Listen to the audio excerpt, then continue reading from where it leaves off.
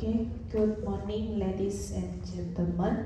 So today we are from Group 7. We will present about choking and airway obstruction and passive hemorrhage control.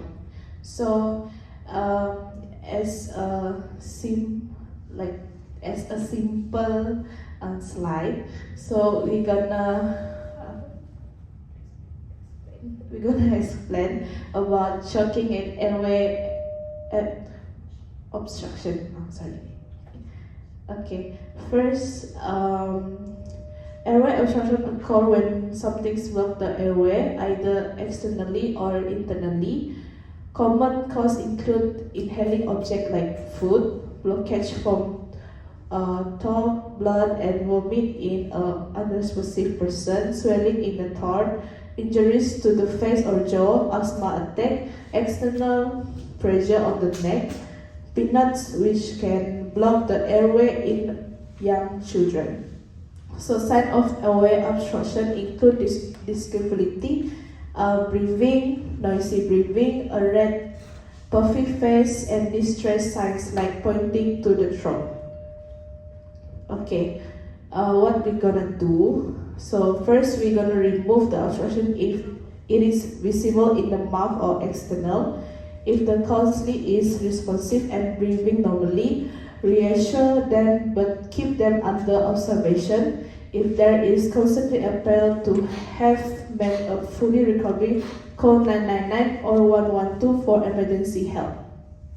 So there are three signs of choking, which we're gonna see first of adult, and the second is infant, and second is kids. So for adult, if the constant is breathing, encourage them to coughing and remove any obvious obstruction in the mouth. And if they cannot speak or they stop coughing or breathing, perform their back blows, support their upper body with one hand and help the leg forward. Give them the 5 back blows between their shoulder blades and with the heel of your hands. Stop if the obstruction clear and check their mouth. If back blows fail to clear the obstruction, try abdominal thrust. Stand behind the console and put both arms and around the upper abdomen. Make sure they are still leaning forward. Place your fist and place it between the navel and the between of their breastbone.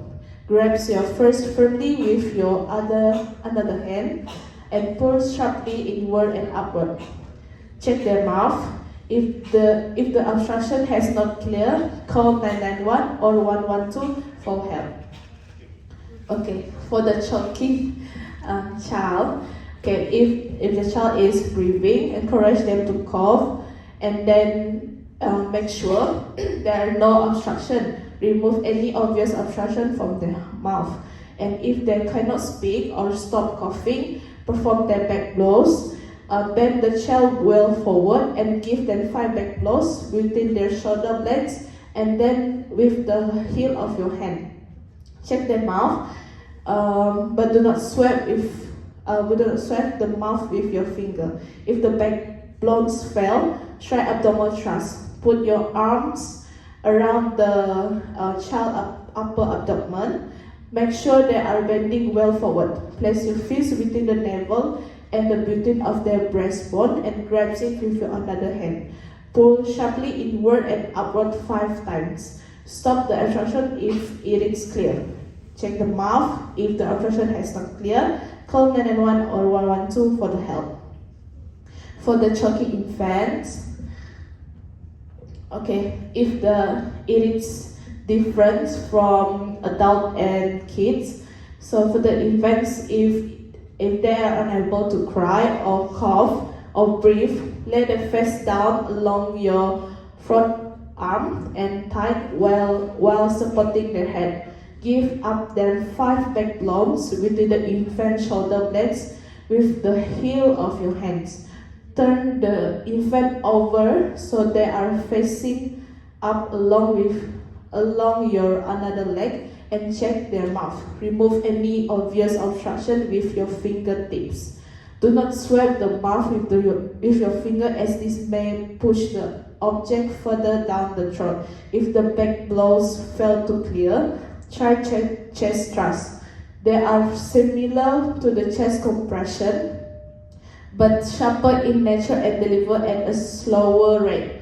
Lay the infant face up on your leg. Put the 2 fingers on the lower part of the breastbone, 1 finger breath below the nipple line, and push downward. Give up to 5 chest thrusts. Check the mouth. If the obstruction is not clear, call 911 or 112 for help. Okay, for the massive hemorrhage control. For the concept, massive hemorrhage control is a critical component of trauma and emergency care. When a patient is experiencing a massive hemorrhage, life-threatening bleeding, immediate and structural intervention is necessary to prevent that due to exsanguinations or hypovolemic shock. Here's a concise and practical guide, often integrated into protocol like much massive control, aware respirations, calculations, and head injury hypothermia. Okay, this is the characteristic of non-life-threatening blends.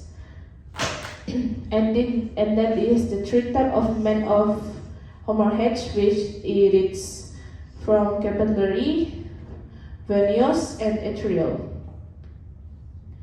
And for the side of massive hemorrhage control, first direct pressure, second is tourniquet, and the third is pressure dressing, fourth is pelvic beta, 5 is medication for advanced care only, and the 6 is word packing, 7 homeopathic agents, and how to recognize and stop the life-threatening bleeding is first step is stay safe and act fast, second is find the bleeding, and third is stop the bleeding and irritates a limb, wound, leg or arm or leg, and the second is if it is a genital area, neck, armpit, and groin. And the fourth is restlessness and monitor. Step 5 is transport or get help fast. Okay, so next we are going to game-based learning. First is type right or wrong, and second is find me. Okay. Untuk game type right or wrong ni, kita akan ada pecahan 2 kumpulan. Ada berapa ahli kamu orang? Ada 10 kan ini?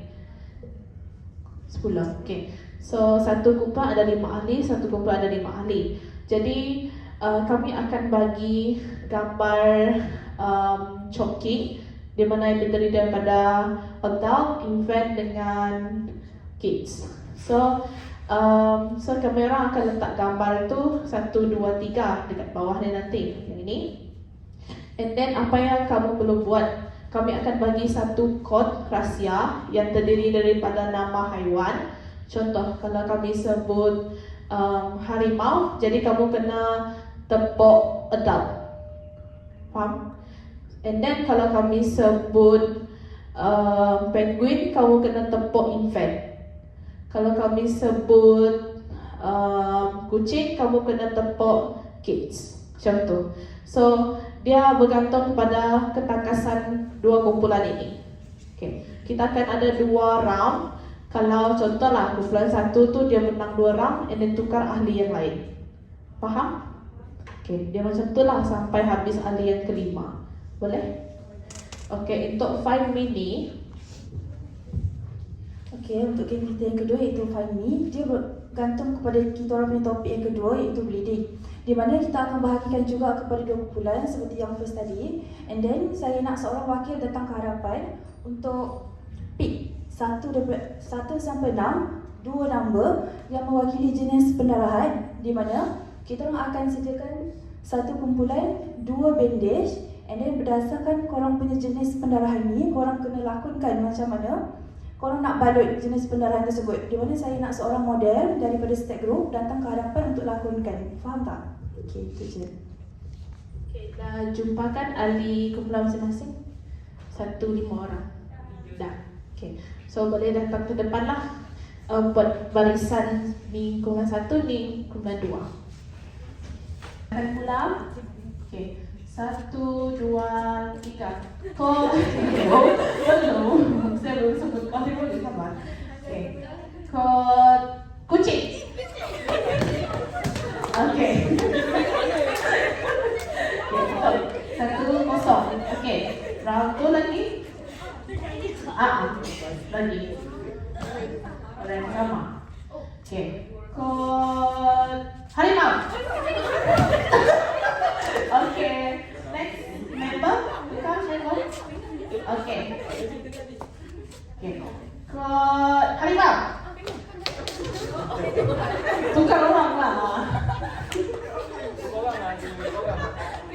Okay. 1-0 lagi. Okay. Kod penguin. Okay, 1-1. Okay, ini penentu Kod kucing. Okay. Boleh. Okay, tukar member lain. Okay. Kod kucing. Okay, 1-0. Okay. Kod harimau.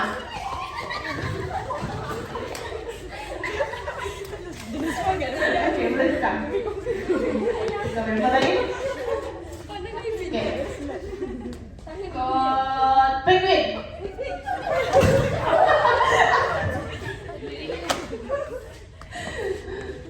Kod harimau. Oh, softnya. Okay, tukar member lain. Okay, ini last kan? Last member kan? Okay. Kita buat cepatlah. Harimau. Oh. Penguin. Okay, ini last. Okay. Kucing. Okay, itu saja daripada game tag right or wrong.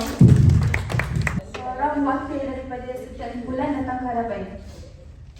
Seorang wakil. Daripada 1 sampai 6 nak nama berapa? 2 nama. 3 dengan 8.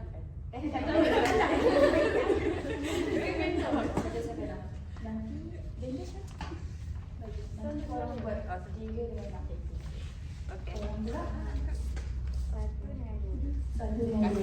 Nanti kita orang beri English dan kemudian hadapan. So boleh balik bincang dulu macam mana, and then hantar seorang wakil ke hadapan untuk tunjukkan macam mana korang balik di hadapan. Ni tak ada dia punya ni ke? Oh, banyak duduk. Mana dia? Mana ada dekat ni? Dia betul.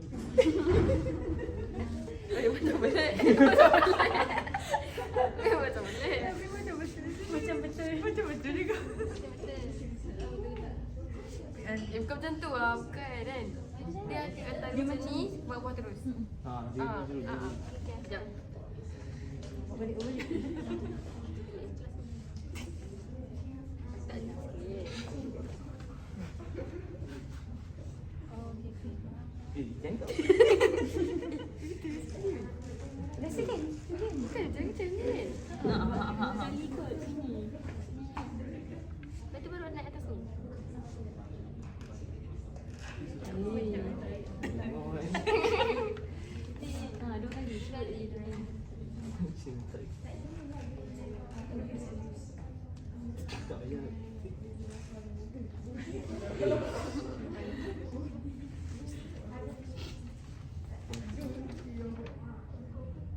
Apa sepatutnya? Nah, tu. Ya ke? Tu lah tu. Bukan tu kan? Dia tak payah balik. Dia memang dah jaya ni. Gini tau tak? Kita beri 1 minit. Mana yang boleh? Tak payah. Selalu tak tutup. Sorry tak boleh. Dia tak pernah sedia tutup kan? Terima kasih mama dia.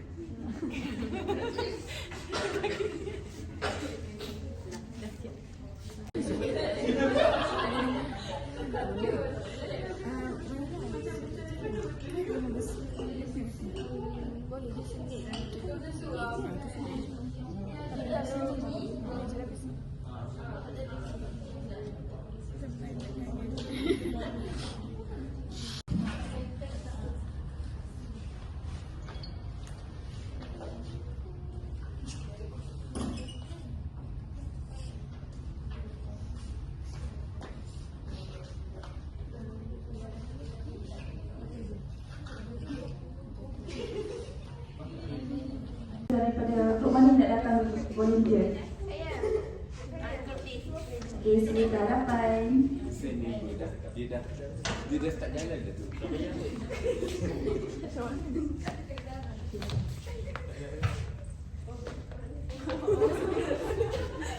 Sabar sekejap, kita nak tulis sikit. Okay, first saya nak tanya, ni jenis pendarahan apa? Pendarahan kepala? Pendarahan tangan.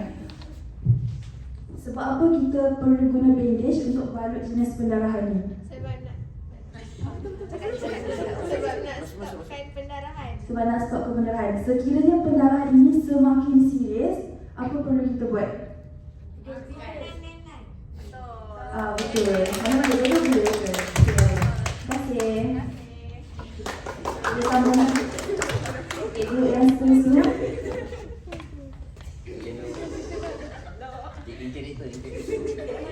Okey, nak macam ni. Boleh serangkan jenis. Pendarahan lutut, kepala lutut dengan kaki. Pendarahan kepala lutut dengan kaki.